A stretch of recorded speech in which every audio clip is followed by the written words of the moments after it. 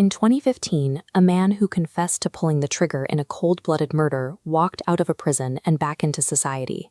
Yet the woman he claimed ordered the hit, who was miles away when the weapon was fired, remains permanently locked in a cell without the possibility of parole. Her name is Pamela Smart. The American justice system relies on proportional punishment, but in this case, prosecutors made a calculated decision: release the confessed killer and demand life in prison for the alleged architect of the crime. To understand how this happened, we have to go back to May 2, 1990, in the quiet town of Derry, New Hampshire.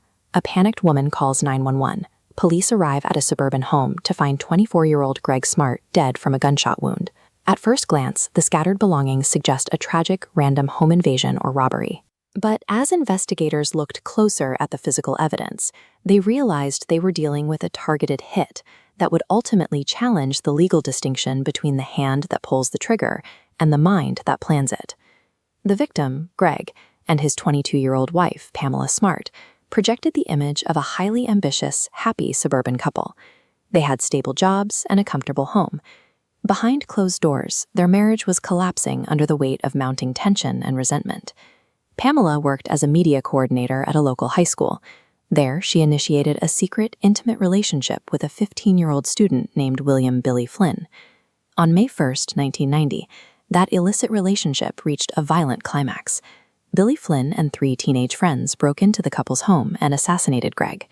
The execution of the crime was sloppy.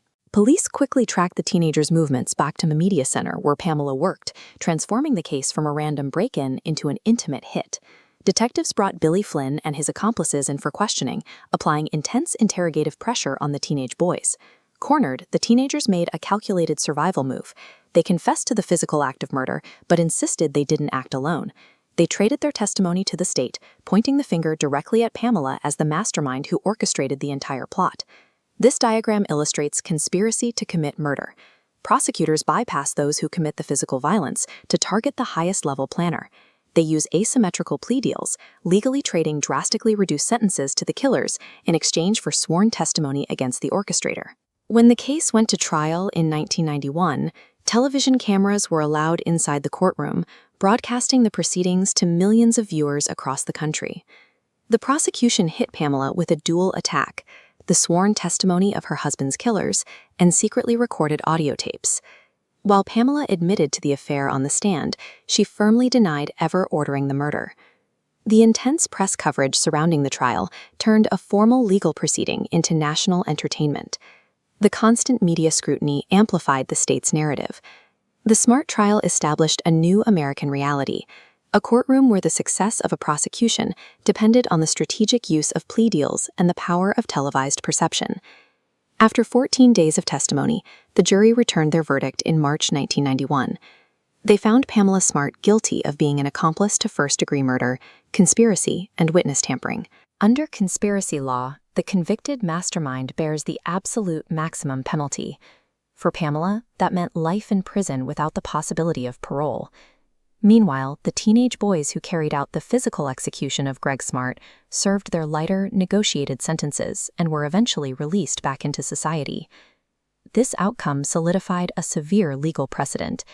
It demonstrated that the justice system is willing to prioritize the conviction of the architect over the attacker, even if it means letting the physical killers walk.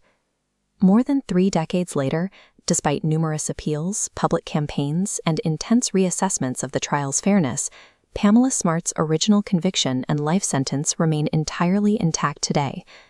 The resolution of the Pamela Smart case forces a difficult question. A system built on plea bargains successfully locked away the alleged planner, but the absolute cost of that conviction was granting freedom to the individuals who actually pulled the trigger.